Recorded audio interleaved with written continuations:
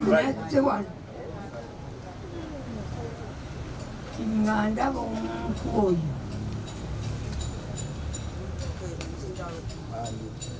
nalwoga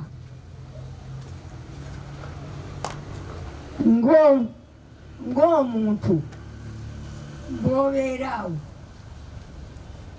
n'ofuna omuntu gw'ogamba nti kambeere naye munnange ajja nkuume. Abantu kati mwe mulina mwenna abakozi, kati omukozi oyo abeeranga kwegamba ati twamuleetera baba nyabo oli bw'omuleetawo bwakanti akuume n'akukuuma emyaka egyo gyonna siri wa ddembe kumuwa omuwa namuweerera ne bwaba bamuweerera naye ndi wa ddembe namuwa akake n'akatunda si gwe oli yamukuza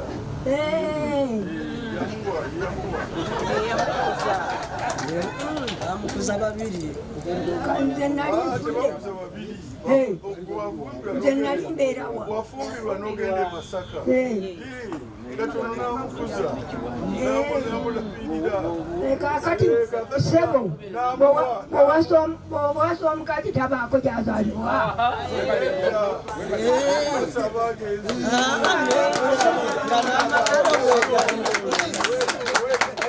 oba batonda bulungi kisaaniko kirikwekaka mu makaago ogenda abasigaddewo abakuliddewo ne bafuna ne bagabira abantu okugaba okwo kuba kutuufu tolizategamba ti lwaki mwagabira bano abakulidde wano obukulizi no kati kabaka waffe bwe yagenda toli kabaka bwe yagenda tiyakomawo ewaffe yafiirayo Rosias musisi waali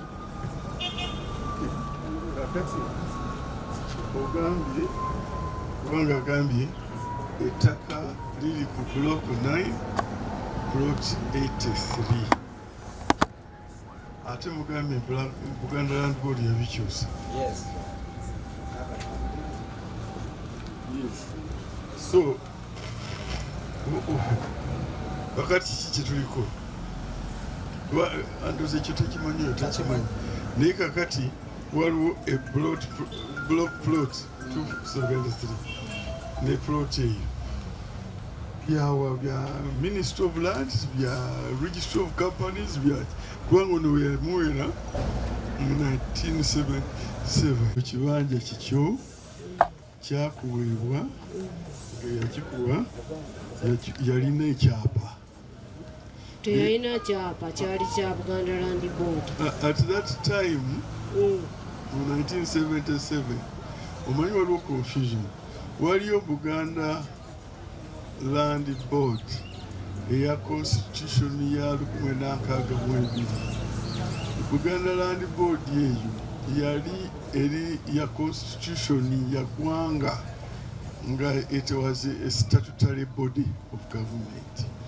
Kati eno Buganda Land Board Limited tutobosolamu nabo nina omuwala gwensolamu naye kati eno aba SDA be bajja gyoli ne bagamba nti no tuwe ettaka eryo ekibanja kyo nedda nabawa neesiimidde wasalawo nti kambiwe ekkanisa oba wakawandiiko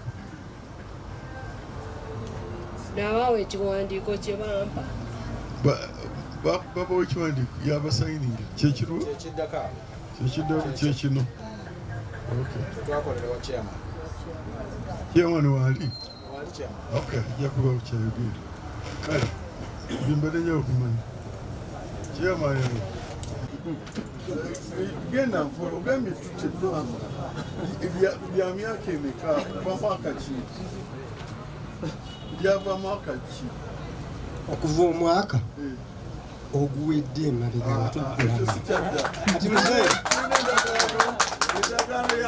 myaka 5 njogeranga oludda lwa saidi memba ekigambo ekigambibwa omukyalo ono nze mpaka byange ebigambibwa minisita si mumpa obuyinza mmanya mpaka zindanga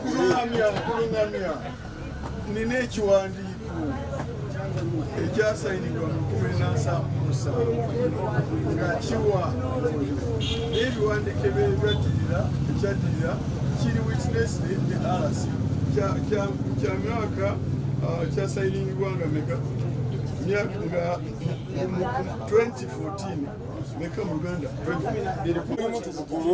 olw'ensonga zino.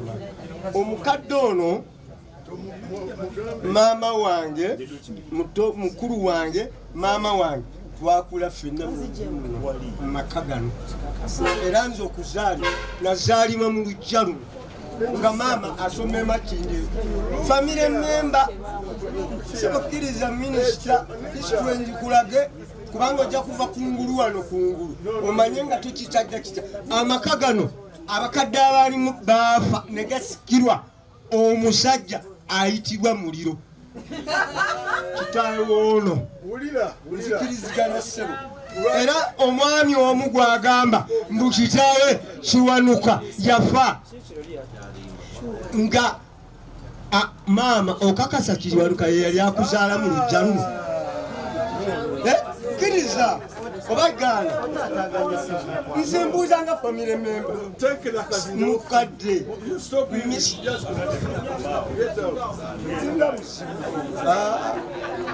bati yazaalibwa bayagira ki ettaka lino lyamuweebwa mu 1977 eddakiika ekyapa ekyo tewali endagaano tewali akigaanyi ate ne tugamba ddala mu mwaka gwa 2014 yakigaba nga kiri witness ne LC ekyapa kikino yakigaba byebyo byokka bye tuliko tetuli ku royalties. Yes.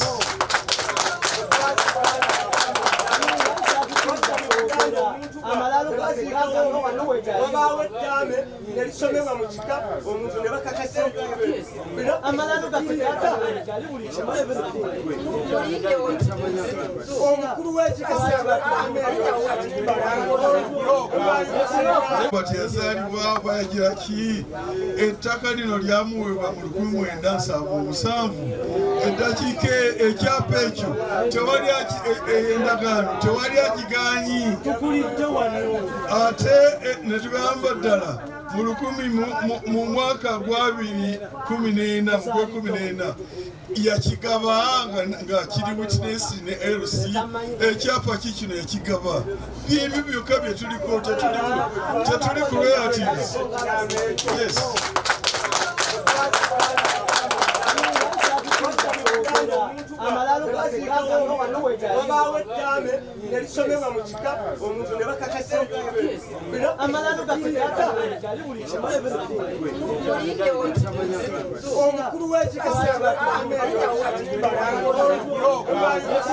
Abo bw'okyasoma ebiwandiiko ffe tetukkirizangako nti Nalwoga yaweebwa wano taweebwangako era bwe kiba nga kyaliwo eyamuwa obuyinza obugaba yabujjawa ekintu ekitaali kikye.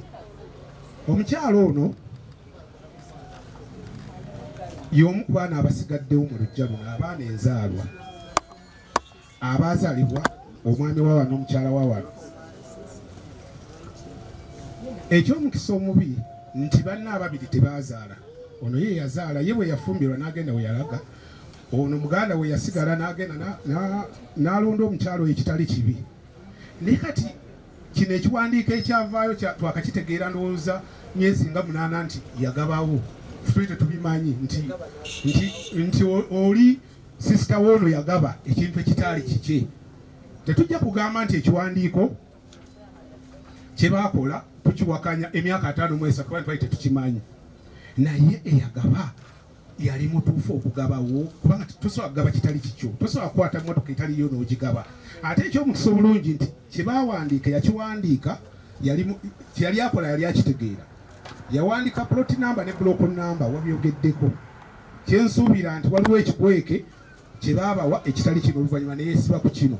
Omukyalo oyo Nalwoga alabiriddwa nga family member okumala emyaka gyonna, nga n'emikolo egijja okubeerawo wano gibeerawo nga naye waali, naye nga tetuwulirangako nti wano waba Seveniside. Okuwulira aba Seveniside twajja wano twali tuzze kulongoosa ne tusalawo omuti ogwali awo abantu kwe kutugamba musala naye tulabawo abaseveniside abeetawulirawo ntuga nti katugyewo abaseveniside bajja kujja tutegeere ani yabawaawo era we tumala okusalasala ne balyoka bajja nti ffe wano baatuwaawo ate ani yabawa kwe kujja ebiwandiiko byatali tumanyi emyaka egyo gye bagamba 47 tetumanyanga nako nti wano bakolerawo ekiwandiiko nga neyakikolerawo si yali omutuufu tosobola kuva wano n'ogenda neyiba n'okolerawo ekiwandiiko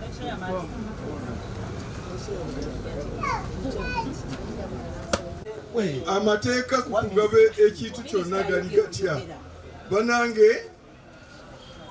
omuntu bw'oba oli mulamu oli wa ddembe okugaba ekintu kyo oba okiwadde wa luganda wo oba si wa luganda wo oli wa ddembe okugaba ekintu kyo. That is eryo freedom eya munnayuganda yenna bwe kiba kikyo oli wa ddembe okukigaba.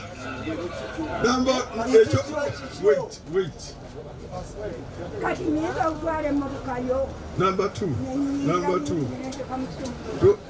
Leka nze njogera kakati. And this is a law.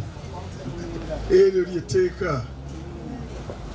Oli bw'afa ng'ekintu yakigaba tekiddayo kuba mu estate y'omufu kiba yakigaba nga mulamu. It is not part of the estate. Kiba tekikyali mu estate. N'ekyo omuntu yenna bw'ajja ng'akirireetinga ku estate tibyawano omufu byaffe oli bw'aba kiba kyavaawo. It is not part of it anymore. Number three. Bw'oba ng'oli yalina ettaka for example ne limuvaako okumala emyaka 12 emyaka 12 ne giyitawo etteeka lya limitation act litugamba nti oba tokyalina buyinza genda mu kooti kulisaba court by limitation. Kakati gino emyaka kasookedde ono abeera okuva 7 giri myaka nga 4 plus gisukka mu myaka 12. N'olwekyo wano waali waba wafuuse wawe bayino eryo tteeka oba waali oba taliiwo etteeka bwe ligambe. Arrest this man and get him if he's disrupting. DPC, if this man is disrupting a peaceful gathering, arrest him and charge him. I can't stand here with standing authority and he's disrupting.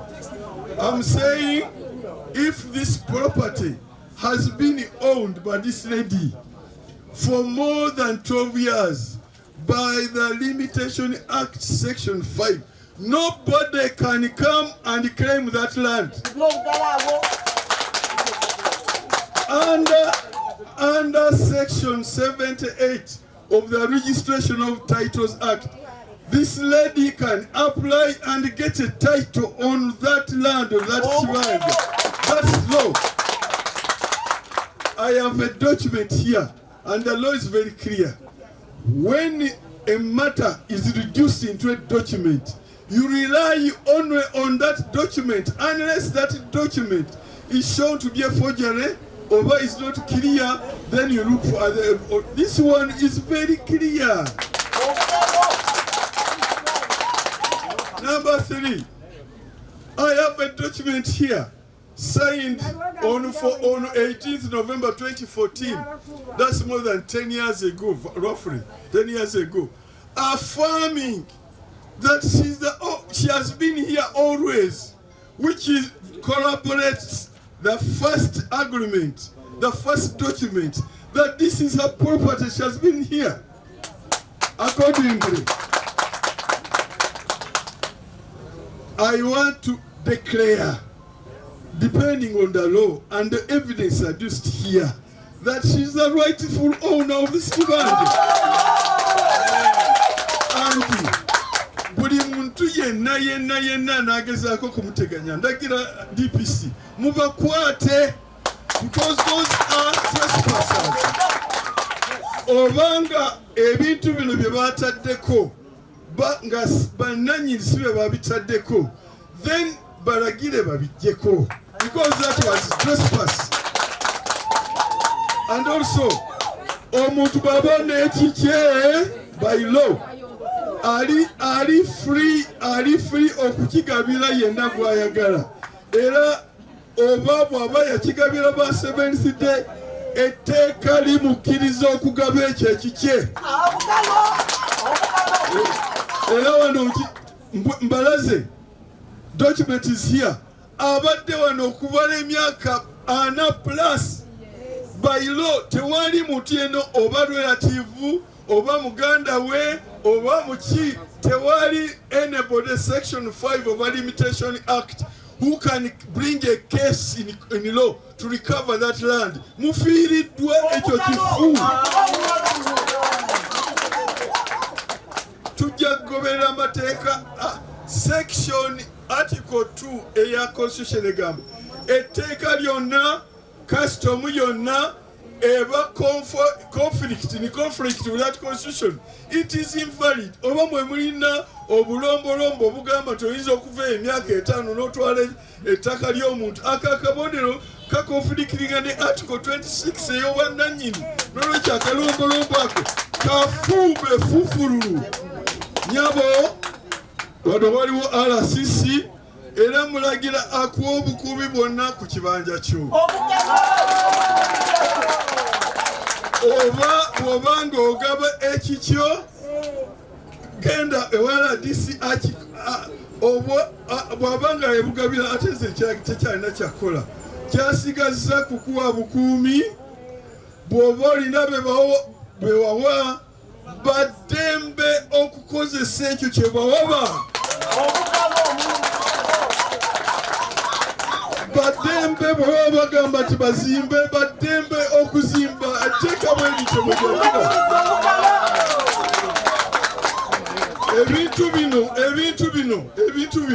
Ebintu bino bikolebwa amateeka, si kuwoggana, si kutabula kuŋŋaana, si bigambo. Mateeka, facts and law based on the Constitution. Tuli mu rule of law.